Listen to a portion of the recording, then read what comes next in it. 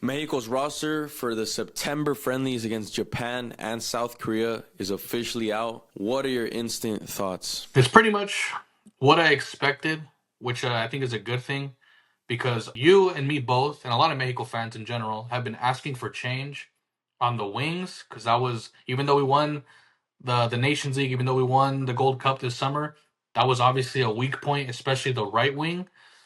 So the fact that we're seeing Chucky Lozano back, Diego Lainez back in the mix, I think it's a good thing to have. Johan Alvarado has been out of form, but like I said, I think that's a good thing why we brought in these other pieces. And obviously, another big thing is that Rodrigo Huescas is back. I think that's also a great addition.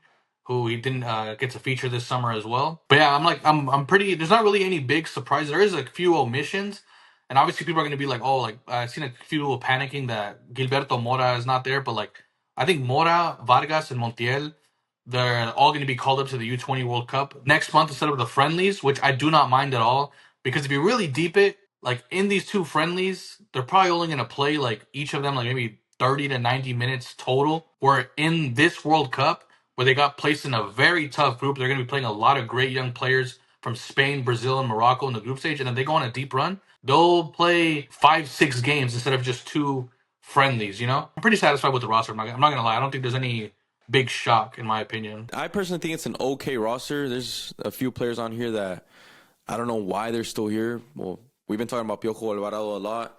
We all know he is very out of form. He did score last weekend against Cholos, but before that, I think he won like 16 games, no goals, no assists. So I don't think he deserved to be in the team. Also, another player, Jorge Sanchez. I know Cruz Azul have been pretty decent, but I'd rather give him that opportunity to maybe like a Denzel Garcia from Juarez, young right back. I've never seen him get called up, and I think he deserves it. He brings a different type of style to the right back position, and we've already seen Jorge Sanchez a lot, so I wouldn't have minded if Denzel Garcia got called up. But besides that, I think that is probably the best we have right now. A couple of years ago, I wouldn't have wanted to see Lainez and Chucky back, but as it looks right now, like you said, our winger depth hasn't really been that good, and Diego Lainez is a bit informed, Chucky Lozano as well in the MLS, so I think it is something we need. And players like Eric Sanchez, Berterame, even Charlie, they've been pretty good in Liga MX. I can't even deny that. So we cannot be really critical of them being in the team right now. And one thing I did notice is that there's only 25 players in the roster, and the World Cup roster will have 26. So this is in no way, shape, or form like the final team. And I'm not even entirely sure that El Vasco is tied to like I feel like he's not really tied to a lot of these guys. You've seen it many times already, bro. Like this dude will completely change the roster from call up to call up. Like I don't even remember that when he first came in charge. I think it was around September, October last year, almost a year ago already.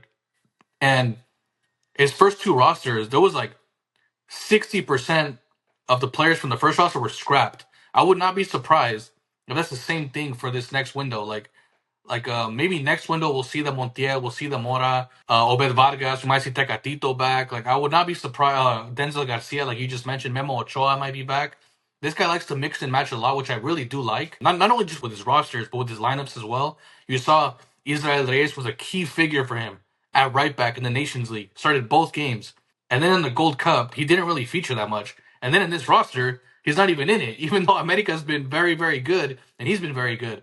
I feel like this guy just is giving a lot of opportunities to a lot of different players, which I am in favor of because I think we still need to figure out what our best 11 is right before the World Cup, whatever our best roster is. And I think you can't really do that unless you're testing new things out. So I'm not too mad about the roster. Like, I don't think because, oh, Julian Araujo's not here right now, or Quinones is not here, or Memo's not here, or Mora's not here, that they're not ever going to get called up. And no, I don't feel that way at all. Like, they could definitely be in the next roster, no problem. Now, is this roster good enough to win both of these friendly matches? Yeah. I mean, I'm not going to lie to you. Like, Japan on paper is a better team right now. Like, they have one of the best projects in the world. They've improved a lot over the last, like, decade. But historically, we own them. Like, we absolutely own Japan. Like, we've played them 6 times all time. We've beaten them 5 times. I can't even remember the last time they beat us in a competitive game. Even recently, bro, like, with a lot of these same players, I don't even remember the 2021 Olympics in Japan, in their home. We beat them to get an Olympic medal in the third place game. And they had a lot of players that are featured on their senior team. Like they had Kubo, I think they had Endo as well, who was their captain. And we had Cesar Montes, Johan Vasquez, Jorge Sanchez, Charlie was even there. Like there's a lot of players. Piojo was there. Like a lot of players that are featuring nowadays. Like we beat them 3-1 in their building to get a medal. Like for some reason, we just have Japan's number. And then Korea, same thing as well. I feel like we always beat them. So I'm not worried at all, like, to be honest. To be honest, I don't think we'll win both games. I think we're going to draw one of them. But I sense a very low-scoring set of games here. And especially with the midfield we have right here, I just still don't see creativity down the middle. And our creativity is going to have to come from the wings, which we have not been looking good in. So to end the video, what is your ideal starting 11 from these players in the roster? Starting off in net. All right, so I'll go Malagon, Huescas, obviously the typical center backs, Montes Vasquez, left back, obviously Mateo Chavez, midfield, the same midfield of Edson Alvarez, Marcel Ruiz, and then the other one, I'd probably say maybe Orbelin right now, and then the two wingers, I'd go with Alexis Vega still, I'd give a chance to Chucky on the right, and then up top, I would go with Raul Jimenez. I think that's the best 11 we can make, but I do want to see a lot of like rotations. Like I wouldn't mind seeing Santi start over Raul, Lainez starting.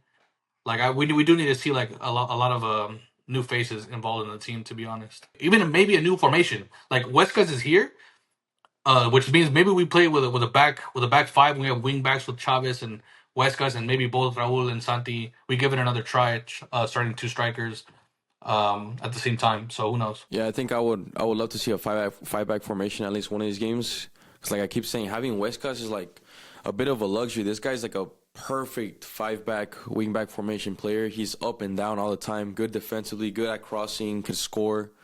So yeah, him and Mateo Chavez on the flanks would cook. And then the defense would probably have to be Montes, Vasquez, Edson down the middle. And he could push up as a DM. And then I'd say the two midfielders would have to be Marcel Ruiz. Maybe Lira. Lira's defensive Lira's very defensive. I'll go Lira then.